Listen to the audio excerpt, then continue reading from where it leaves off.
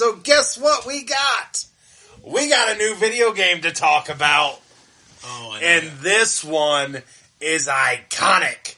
This video game, we spent a lot, and I mean a lot of time playing this game in our bedroom growing up on our Super Nintendo. We did not play the Sega Genesis version, and as it has been with all these games we have been talking about, there is a different roster for each video game.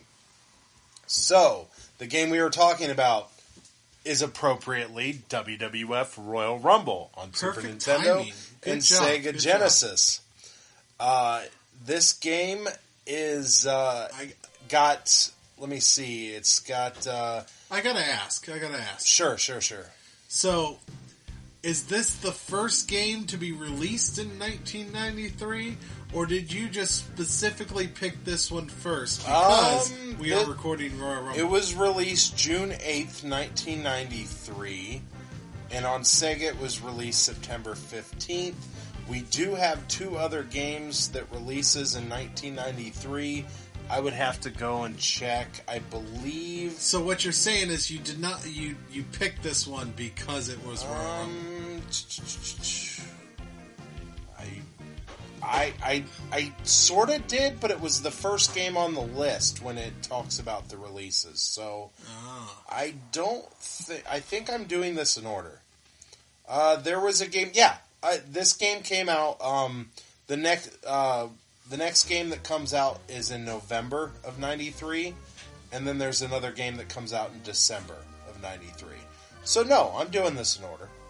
Okay. Although it is pretty appropriately being on our Royal Rumble coverage. Yeah. So anyhow, back to business.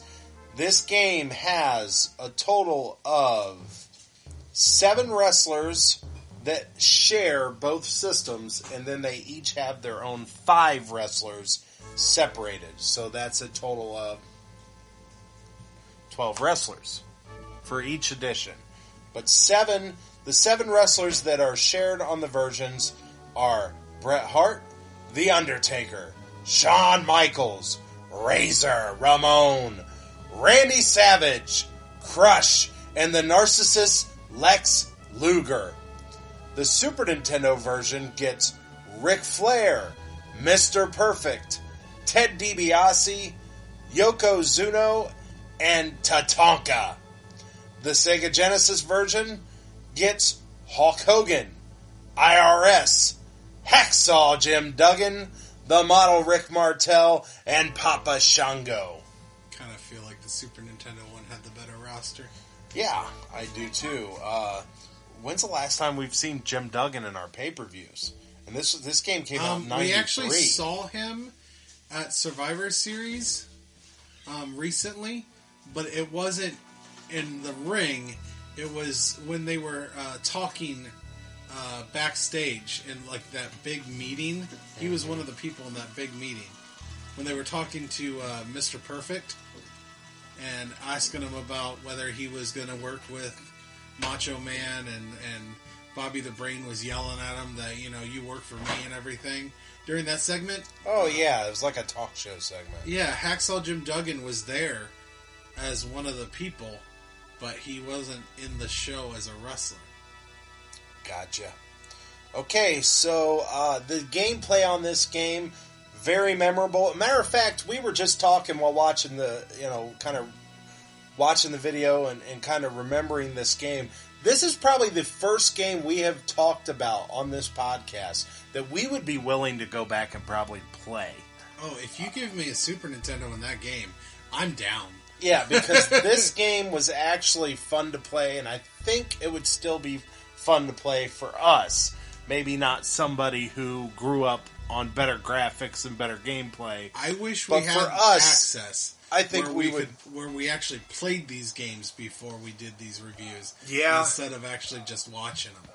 Yeah. That would be so cool. And when we get to later games, we might have that access. But currently, some of these games are hard to access. But anyhow, it had a tug-of-war style grappling system where you're just button mashing and trying to, get the meter to go on your side so you can do a wrestling move. You could also, one of the things that was unique to this game is when the referee was unconscious, you could use illegal tactics like choking and eye raking. But you could only do it when the referee was unable to see you. Or if you're in a Royal Rumble, you can just do it all night long. I believe the Royal Rumble you can do that. So anyhow, it's got... basic move sets, and then there is signature moves on this game, which in some of the games of the past we have not had signature moves. Most of the games in the past we have not had signature moves. You've got match types. You've got one-on-one match. You've got tag team match. You've got tournament. You've got Royal Rumble. So you've got a triple tag match. Huh. And and then the Royal Rumble. So you've got different variations, and then you can also change the difficulty level right before you start a match. Yeah, there was like 1 through 10. Yeah, like there was a lot of difficulty levels. And then, so the match types are identical for both systems. I will say we watched it side by side, and the Super Nintendo has a slight edge in graphics. And the sound quality is better. A lot better. But I kind of like the old school sounds. So yeah, the Sega's got that organ sound that's kind of retro video game-ish. The Super Nintendo actually sounded more like legit music, video game style. But yeah. But and unfortunately, we did not hear stuff like. Sensational Sherry going, he's just a sexy boy. Yeah, there's no sexy lyrics, boy. no words on the songs. It was just music. Which I think only, out of the people on Super Nintendo, I think only Shawn Michaels really had. Well, back then, I think Shawn was the only one that had lyrics. And, I mean, who else? There's kind of a big one. Oh, I Am a Real American. I Am a Real American. Gotcha. Duh. So anyhow... But he wasn't on the Super Nintendo. No, I don't think we got to hear it. I don't think we got to hear it either. So anyhow, we'll have to find another video. Maybe we'll have to listen to his music.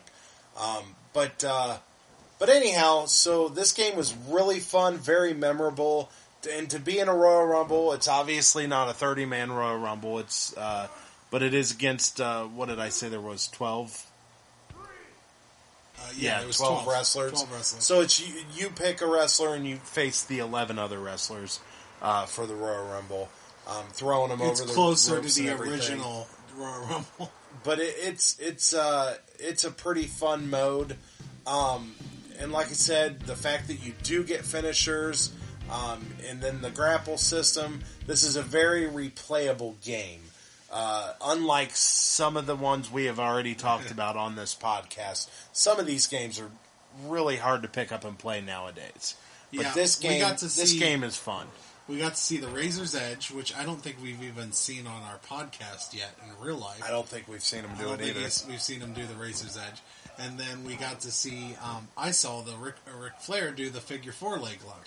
Yep. Another one that I don't know if he's really got... Has he done the figure 4 while we've been I don't know if watching? He has. To be honest, I don't know if he has. Most of his matches have ended in like some kind of shenanigans. Yeah. So I don't think he's done the figure 4. So anyhow, like I said, I would definitely recommend going back and playing this one. This is one that we had very, very fond memories of. We actually own this game, the Super Nintendo version, and just like a lot of these, growing up, I didn't know there was a difference with the Sega version. I had no clue that there was different wrestlers. Now, granted, I don't know if I'd be owning both versions. As an adult, I might have. If I had the opportunity, but obviously you just, probably... When you're a kid, you just play what you can get a hold of, yeah. Money and you get one. So that's just kind of interesting to know that there's difference in a lot of these versions. And I'm kind of curious when that kind of stops. When we get to a point where games on multiple systems aren't different. trying to, Well, in 64 and PlayStation, they had completely different games. Yeah, they weren't even like similar games with different gameplay. It was like straight up different games. So it's very interesting to see that they definitely tried to nickel and dime you back in the day by giving you different wrestlers. So, well, I believe they did that with many different Super Nintendo and Sega games, so it's not like it's exclusive to wrestling games. Well, and they're also made by different companies, LJN and Flying Edge. Yes. So they're made by different companies. But like I said, we're giving the Super Nintendo the slight edge on graphics and sound. When they were wrestling, the games almost looked identical. The colors seemed to be a little bit more vibrant on the Super Nintendo. The colors kind of popped a little bit more. But as for during gameplay, I don't know if the graphics looked much different. Maybe a little sharper and a little cleaner on Super Nintendo. When we saw them side by side, the biggest thing we noticed with graphics is we noticed that the pixelation was a little bit worse on the Sega Genesis compared to the Super Nintendo one. Looked a little more smooth. And the other weird difference was the height and weight was flip-flopped. Was flip-flopped on each system for some odd reason. They're like, well, this is Sega, so height goes first. Well, and then there was another thing where when you're picking your character, there's a bunch of WWF logos going up the screen, and on the Super Nintendo, they're going down the screen. Just stupid things like that were just you wouldn't have even noticed if you wasn't watching it side by side. Yeah. If you didn't have a split screen... It was a cool video. If you can find it on YouTube, they have a side by side version of Sega and Super Nintendo that we watched. That was really cool. Yeah. So Royal Rumble, it was released in 1993, and love going back in time and love going back in time and sharing these memories. Can't wait till we get into the 64 games, because I don't even think we have to do research on those. We played those so much. Oh, I still want to watch them. Yeah, of course. Memories. Those games, a matter of fact, Nintendo, if you're listening, we need a Nintendo 64 Mini, and if you do not add the wrestling games to that 64 Mini, you might as well just not make it. Well, here's what I'm going to ask you right now. They're obviously not going to put every single wrestling game we got on the 64. Which one? Which one do you choose? They'll maybe put one. Which one do you choose? I think it's up to 2. Well, there's a WCW game that's amazing, and then there's some 2 WWF games that are amazing. There's, did you like No Mercy or WrestleMania better for the WWE? It's hard to say. They're both great. One's newer. I just can't remember. I'm going to go with No Mercy. That's the newer one. WrestleMania came first. WrestleMania 2000 came first. You would assume the newer one's going to be the better of all of them, right? Right. But yeah, because it was updated. Just love those games, the customizations. I remember being able to change the shirts and everything. Like, I remember the WCW game being able to turn anybody into NWO if you wanted to. It was an amazing, and that was amazing game for us. I mean, you could literally take anybody you wanted, put an NWO shirt on them. Now you can do that with almost every wrestling game. You can do it. But back then that was holy crap. Yeah, back then that was exciting as could be. That I believe WCW versus NWO. That's the one we're talking about with WCW, obviously. And for that one, and I think part of me would like that one to be the wrestling game of choice, even though, and I don't think they would do that. And the main reason would be because WCW is no more. So why would you put on your N64 Mini and put the WCW one? But I mean, that's the one that's closest to my heart. Now, No Mercy is arguably a better game because it came out well afterwards. But WCW versus NWO, that was just like, that was a first of so many things. Yeah, it's funny because WWF has been more. We've kind of shifted towards WWF growing up and our likings and stuff. Not really shifted. I never was really. You know what I mean. Like our loyalties are more with WWF, obviously. But I will say that that WCW game was probably the greatest wrestling game we ever played at the time. That was like the first wrestling game that made us go, "What is this? Right, and this is amazing." Well, that game is essentially what started my love for customizing on anything, especially wrestling games. Because I remember you could change the names and the color schemes, everything. I don't think you had Create a Player. I don't know if there was Create a Player. I'd have to go back and look. No, I don't. But I remember you could customize all the wrestlers, but you could to where you could change. Anybody could be NWO. Anybody you could change the color. I think you could literally change their names and stuff. They allowed you to change them, but not actually create players. So I remember going through and I would like change the name of every wrestler because I wasn't a WCW fan very much. So I would just customize and just get rid of all the wrestlers and just change them into my guys.